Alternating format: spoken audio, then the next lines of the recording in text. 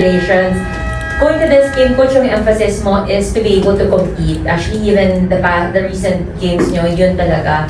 Ano masasabi mo, coach, the way your players competed, and even in the third quarter na nababa sa isa yung lamang, they refused to lose, and now you're able to put yourselves in the best possible scenario going to the next round. Yeah, it's probably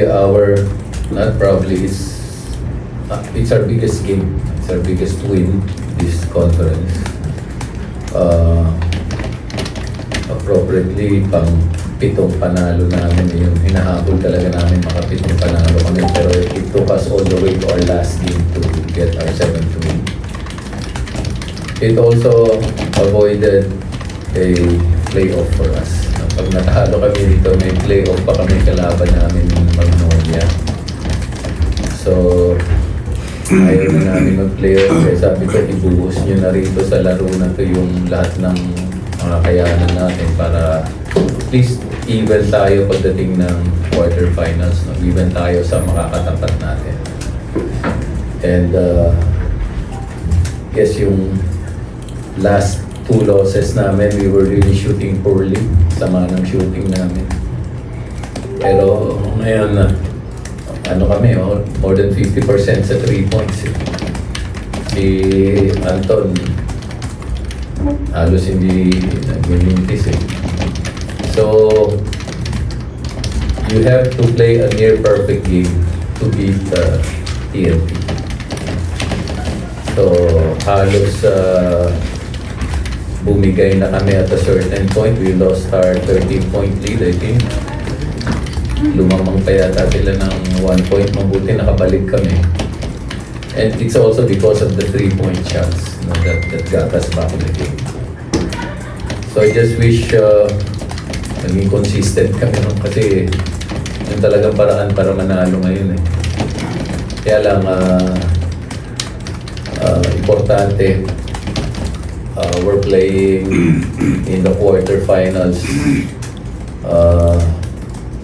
in a best of 3 instead of playing in a twice to beat with you at a disadvantage or having to go to a playoff. So yun nga, this is the best scenario for us considering medyo after our 5-game win streak noong December, itong January, medyo masama na nilalaro namin. Buti nakabawi lang. Thank you, Coach. Now, Anton, alam naman natin yung sistema ni Coach yan. You'll never know who's gonna start. You never know who's gonna stay on the court. How big or important is it to you to be able to do what you did tonight? You converted 6 3-point shots, your career high. And considering yung impact, laki ng impact ng performance mo sa panalo.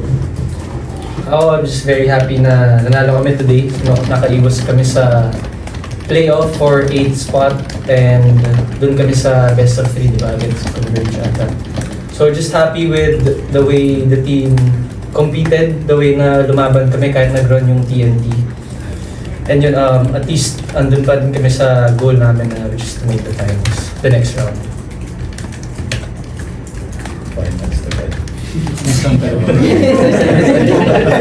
We're now ready to entertain questions from the media. Coach, congratulations. This win you get yung number 6 seed and you play you Converge in the Best of 3 series. Converge obviously, ang nilalaro nila, just your thoughts on that intriguing matchup. Laki ng nilakas ng Converge eh. Magandang addition sa kanila si Balti, magandang addition sa kanila si Heading. Tapos yung import nila, terno doon sa nilalaro nila. So, I think Converge could have easily made first or second also. No? Kung hindi lang doon sa breaks, muntik na nilang nahabol yung San Miguel na tayo. So, ibig sabihin, kaya nila mag 1 and 2 pero nasa number 3 sila ngayon. Parang ang kalaban namin, 1 and 2 rin. Kaya lang, at least best of 3. Hindi kami argabyado. Pero I think we have until Wednesday to find a way to beat Converge. Nung last game namin against them, tinambakan nila kami. So psychologically, I think they have an advantage over us. But we'll try to find a way to overcome that advantage. At pagdating naman ng quarterfinals, 0-0 na lahat eh. Ibig sabihin, you can throw your previous record and whatever you've achieved outside of the window, and everybody starts on an even slate. No? So, yun nga, we just achieved our objective, and importante lang buhay pa kami sa ngayon.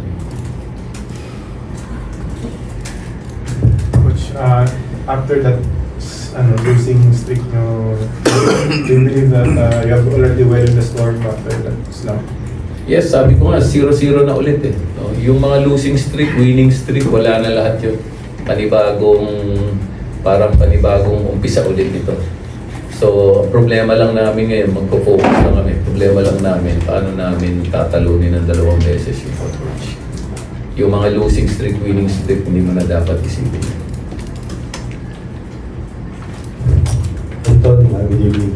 Against Converge, probably you will be matched up against Alex Tacto, Dishon Winston. Ano lang ang mindset mo going to the series? Sa akin lang just to be tough. Yun nga, mas malalaki sila na Guardia. And si Coach Sheng, talagang sina-challenge niya kami kasi past few games, pinapost yan talaga yung mga point guards eh. So, I think the best thing we can do as of now is just to be tough. Coach, parehan mong kabalin yung makakalaban mo sa quarterfinals. Yung ano lang, thoughts mo doon yan. I think na-eject ka yata nung last game. Yes, actually, malapit ako dun sa mga yun. Sobrang malapit ako kila Delta at kila Dennis Louis. Pero ibang usapan to eh. Ibang usapan to eh. So,